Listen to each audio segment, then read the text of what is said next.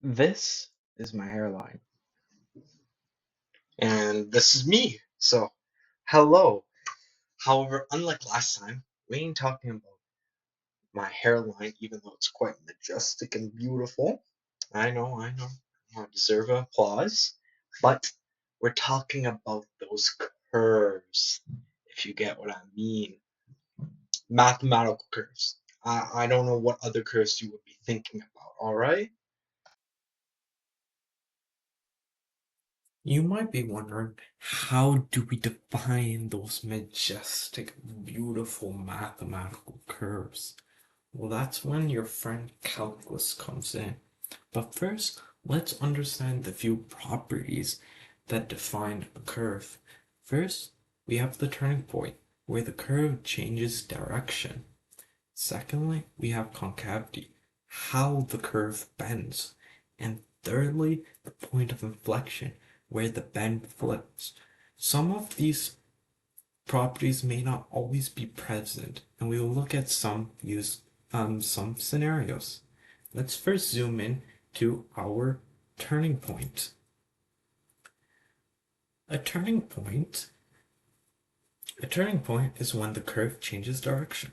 So let's look at y equals x squared. He, um, Here in the negative part, we can see as the x coordinate approaches 0, the direction is negative.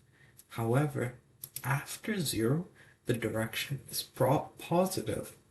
So essentially, at x coordinate 0, the direction at which the coordinates are heading switches from negative to positive. In calculus terms, the point at which the coordinate switches directions is the turning point. Thus, also, because the turning point has a slope of 0, we can also state that the derivative is equal to 0. Let's let's look at the few things that govern a turning point and few specific points we can point out. We have the local maximum or the local minimum. The local maximum is the highest or greatest turning point value.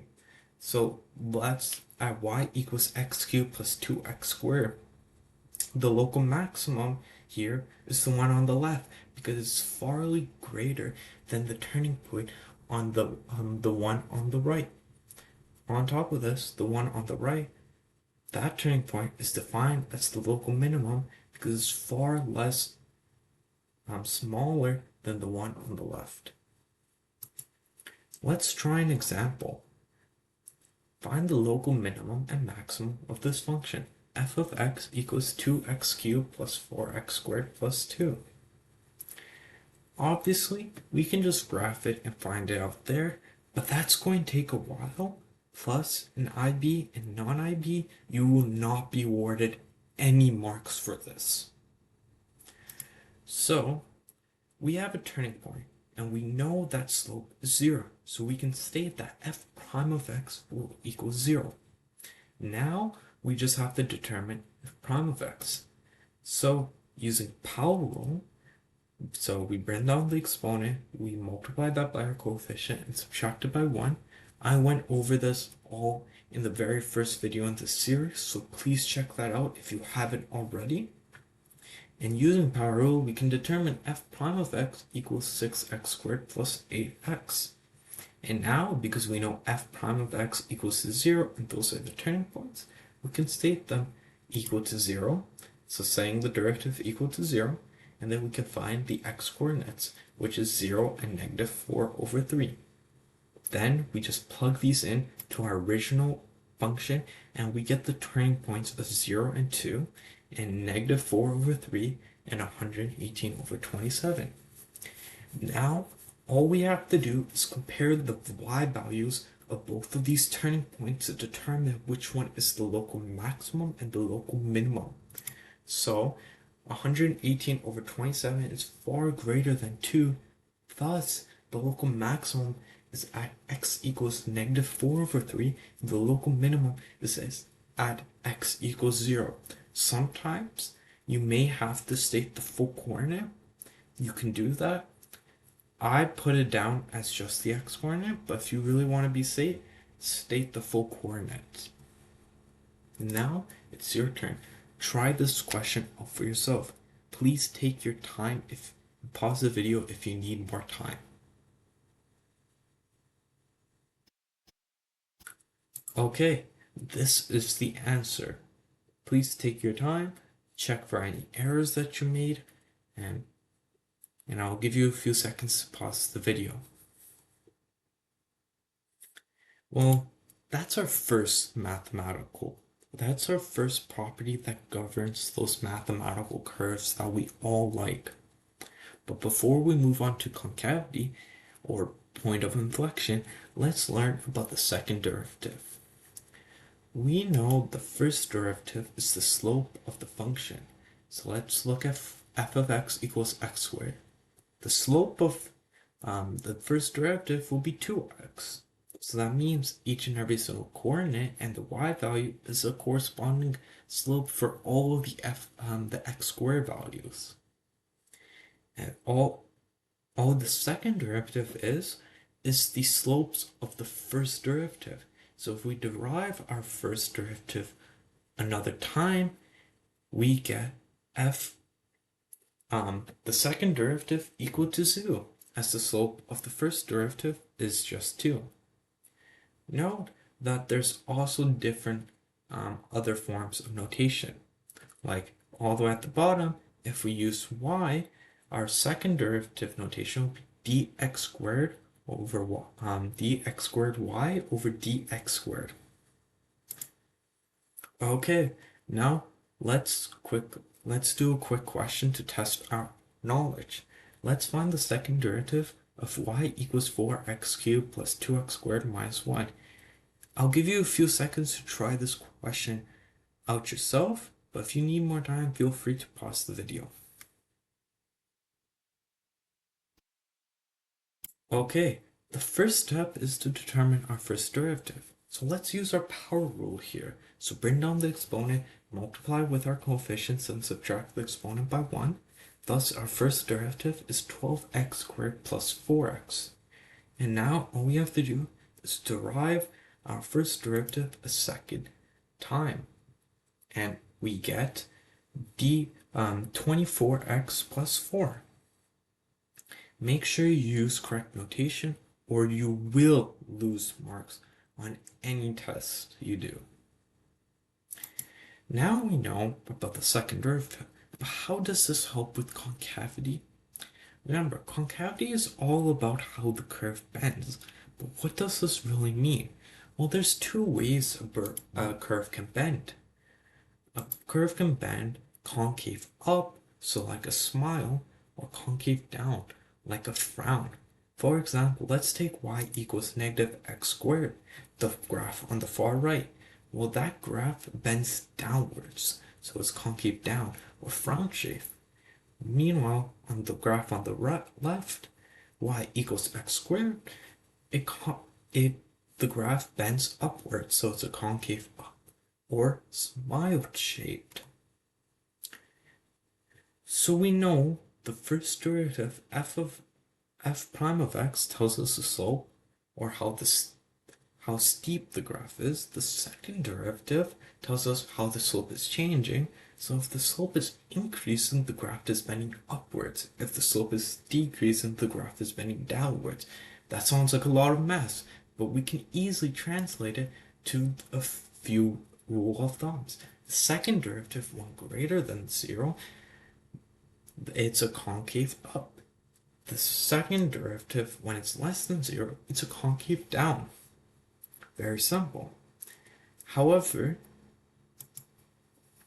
let's try this out in a real scenario. Y equals negative x squared. Well, the first derivative is negative 2x. And we derive it a second time, it's negative 2. Negative 2 is less than 0.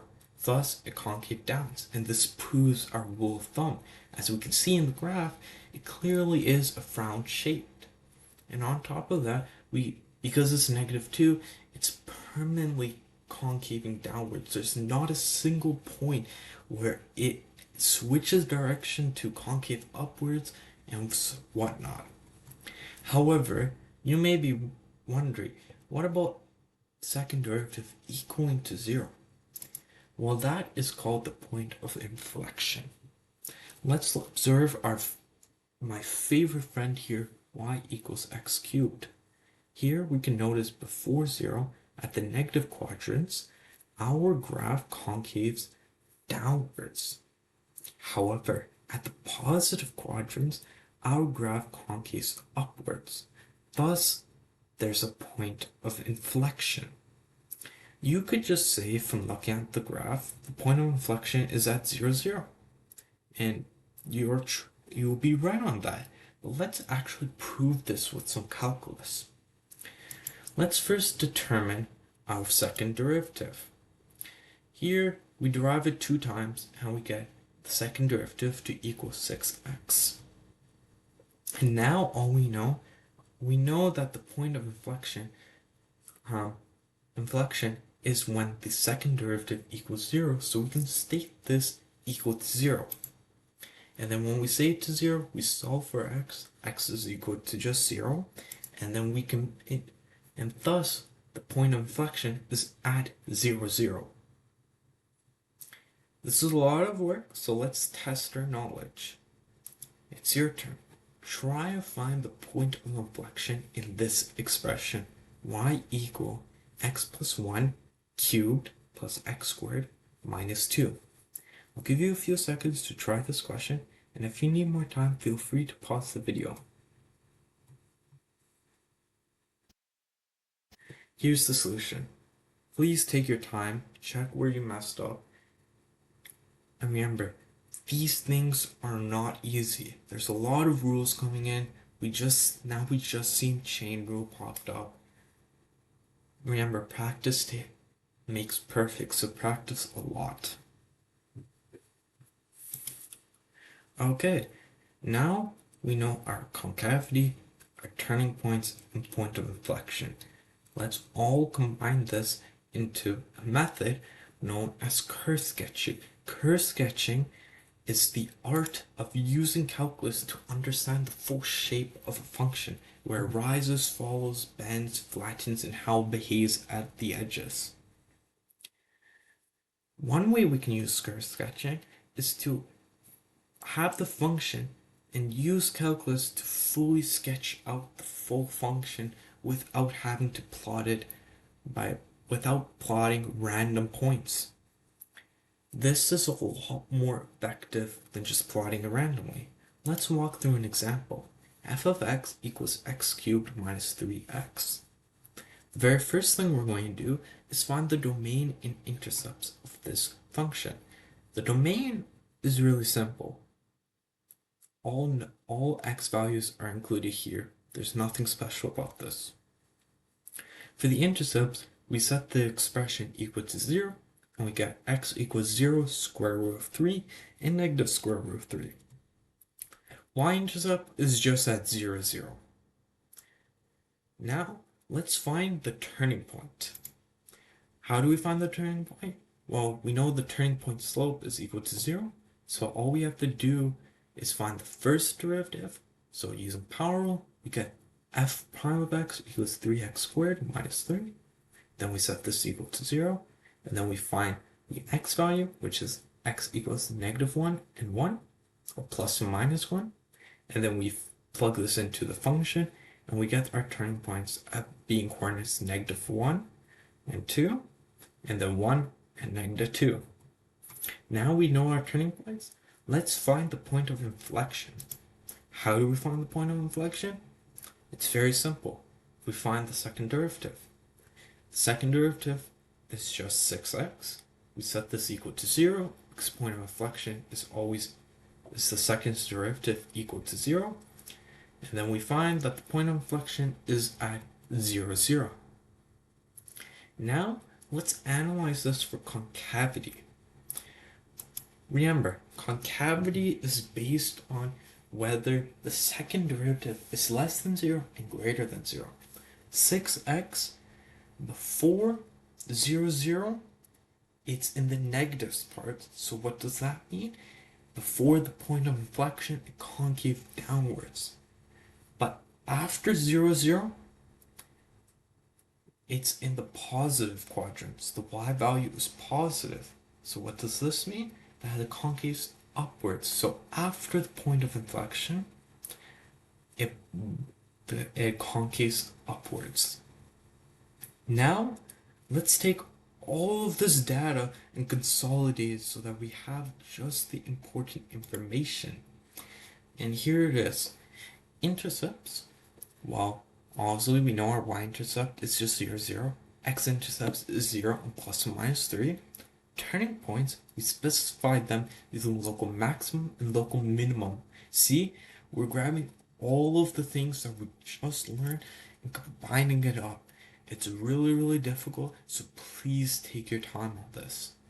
Our turning point, -1 and 2, that's our local maximum, and our local minimum is 1 and -2.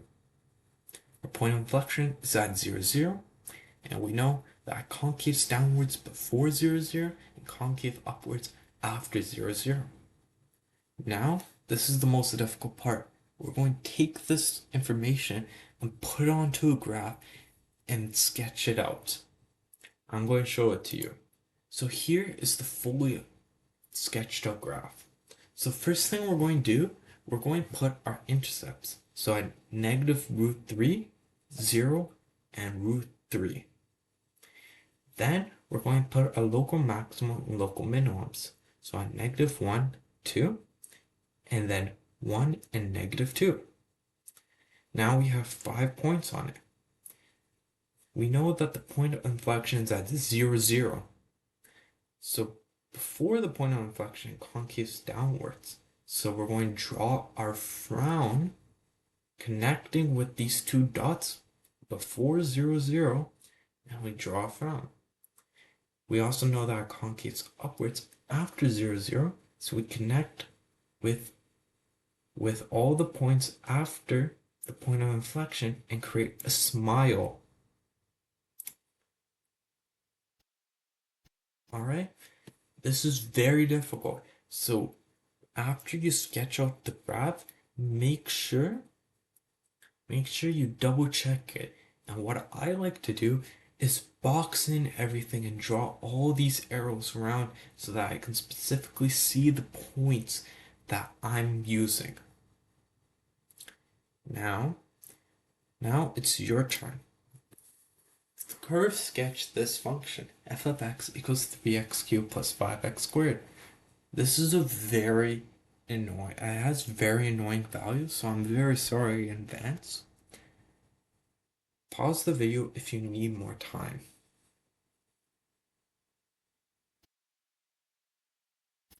Here's the answer. Step 1, 2, 3, and 4. Their answers are step 5, consolidating the data, so you can look right there. If you still don't understand how we got to those values, put the questions in the comment section and I'll answer as quickly as possible. That's curve sketching. Obviously, there's different ways we can also do it. There's curve sketching where we have the graph and we have to draw the derivatives. So try out more examples than just the example I just shown you, and remember, practice makes perfect. Now, just to recap everything, the turning point is where the curve changes direction. Concavity is how the curve point bends. Point of inflection is where the bend flips. It may not always be present. And for turning point, there's only like a couple scenarios where it's not present, but yes, it is present majority of the time. These properties mixed with calculus can allow us to sketch the curve very effectively and a lot more faster than just plotting it out on a normal graph. Remember, these concepts are difficult. I know I'm just repeating myself very over and over again, but it took me such a long time to understand it, yet alone be able to teach it to you guys at this degree. So remember, practice. That's the end of the second video in this series. The next video about the calculus will come out soon, and thanks for watching.